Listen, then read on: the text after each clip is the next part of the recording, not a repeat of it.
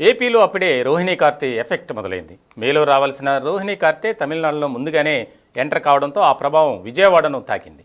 తెలుగు రాష్ట్రాల్లో చాలా చోట్ల ఉష్ణోగ్రతలు 43 డిగ్రీలు దాటడంతో ప్రజలు అల్లాడుతున్నారు. మరో వారంలో ఉష్ణోగ్రతలు ఇంకా పెరుగుతాయంటున్న ఏపీ వాతావరణ కేంద్ర అధికారి కరుణ సాగర్తో మా ప్రతినిధి Bhavani face to face. Telugu రాష్ట్రాల్లో ఎండలు భగభగమంటున్నాయి. బాణుడు తన ప్రతాపాన్ని అయితే చూపిస్తున్నారు. సో ముఖ్యంగా తెలుగు రాష్ట్రాల్లో అలాగే ఇటు తెలంగాణ ఆంధ్రలో వడగాళ్ళు కూడా వీస్తున్నాయి కాబట్టి కొంత జాగ్రత్తగా ఉండాలి అంటూ వాతావరణ కేంద్రం నుండి ఎప్పటికప్పుడు హెచ్చరికలను అయితే జారీ చేస్తున్నటువంటి పరిస్థితి కనిపిస్తుంది. సో ప్రస్తుతం తెలుగు రాష్ట్రాల్లో వాతావరణ పరిస్థితులు ఏ విధంగా ఉన్నాయన్న ఈ అంశంపై మనతో అయితే వాతావరణ కేంద్ర నిపుణులు సైంటిస్ట్ కరుణసాగర్ గారు మనతో ఉన్నారు. సార్ నమస్తే. ఎలా ఉంటుందంటారు రానున్నటువంటి అంటే మార్చ్ ఇటు ఏప్రిల్ మార్చ్ స్టార్టింగే ఒక్కసారిగా అంటే గ్రాడ్యువల్గా కాదు ఒక్కసారిగా హీట్ వేవ్స్ ప్రొడ్యూస్ అవుతున్నాయి. అలాగే వాతావరణంలో భిన్నమైనటువంటి మార్పులను కూడా చూస్తున్నటువంటి పరిస్థితి. సో ఎలా ఉండబోతుంది అంటారు రానున్నటువంటి ఒక వారం రోజుల పాటు?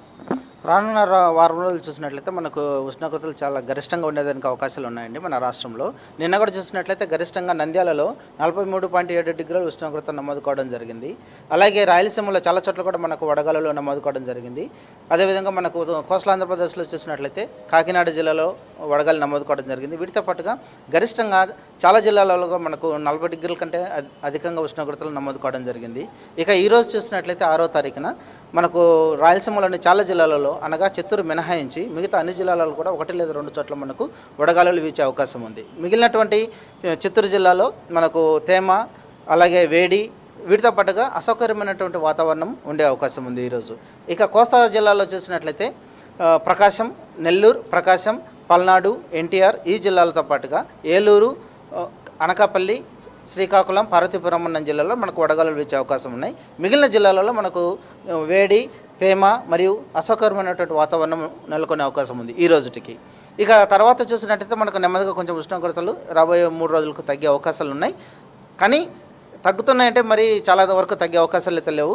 తేమ మరియు వేడి అసౌకర్యమైనటువంటి వాతావరణం నెలకొనే అవకాశాలు మనకు రాబోయే 5 రోజుల వరకు ఉన్నాయి. కానీ ఒక 3వ రోజులు అనగా ఎల్లుండి నుండి మనకు ఒక 2 రోజులు మనకు కోస్తాంధ్రప్రదేశ్లో వర్షం వచ్చేదానికి 1 లేదా 2 చోట్ల, మరి ముఖ్యంగా పార్వతీపురం మరియు శ్రీకాకుళం జిల్లాలో 1 లేదా 2 చోట్ల వర్షం వచ్చేదానికి అవకాశం ఉందండి. సార్ ఇంకా రానున్నటువంటి డేస్లో వార్మ్ నైట్స్ కూడా ఉండే అవకాశాలు ఉన్నాయి అనుకోవచ్చా? ఎందుకంటే ఇంతకుముందు ఉబ్బదీస్తుంది అంటూ ఉండేవాళ్ళు మన పెద్దవాళ్ళు, రాత్రిపూట ఉబ్బదీస్తుంది అనేవాళ్ళు. అంటే ఎప్పుడూ లేదు, ఎప్పుడో ఒక్కసారి బాగా ఎండ వీచిన రోజు మాత్రం అలా అనిపించేది. మరి ఇక రానున్నటువంటి ఈ క్లైమేట్ డిగ్రీని కనుక క్యాల్కులేట్ చేసుకుంటే ఇక ప్రతిరోజు రాత్రులు కూడా వార్మ్ నైట్ స్టార్ట్ అయ్యే అవకాశం ఉందా? ఒకవేళ స్టార్ట్ అయితే ఎప్పటి నుండి స్టార్ట్ అయ్యే అవకాశం ఉంది? అలాగే రోహిణీ కార్తె కూడా ఎప్పటి నుండి ఆంధ్రాకి అడుగు పెట్టే అవకాశం ఉంది? మనం వార్మ్ నైట్స్ చూసినట్లయితే ప్రస్తుతం మనకు ఒక క్రైటీరియా ఉందండి. వాతావరణ శాఖ ఒక క్రైటీరియా ఫాలో అవుతుంది. డిఫరెన్స్ వచ్చేసి అంటే మినిమం టెంపరేచర్ డిఫరెన్స్ 4.5 డిగ్రీస్ కంటే అత్యధికంగా నమోదు కావాలి. ప్రస్తుతం చూసినట్లయితే ఆల్మోస్ట్ 3 డిగ్రీస్ వరకు వస్తున్నది. ఇంకొక 2 వీక్స్లో మనం చూసినట్లయితే ఆల్మోస్ట్ వార్మ్ నైట్స్ ఉండే అవకాశాలు ఉన్నాయి. మరి ప్రధానంగా చూసినట్లయితే గతంతో పోలిస్తే మనం ఇప్పుడు ఎక్కువగా ఉండేదానికి అవకాశం మీరు అన్నట్లు ఖచ్చితంగా ఇప్పుడు ఈ ఉబ్బరిస్తుంది అనడం కానీ ఇవన్నీ మనం చాలా చోట్ల వింటున్నాము. దీనికి కారణం ప్రధానంగా చూసినట్లయితే అర్బనైజేషన్ పెరిగింది, కాంక్రీట్ వర్క్ పెరిగాయి, ఈవెన్ ఫ్లైఓవర్స్ కన్స్ట్రక్షన్ కానీ ఇవంతా పెరిగింది. ఎప్పుడైతే మన కాంక్రీట్ వర్క్ పెరిగిందో మనకు రేడియేషన్ ఎక్కువ అవుతుంది.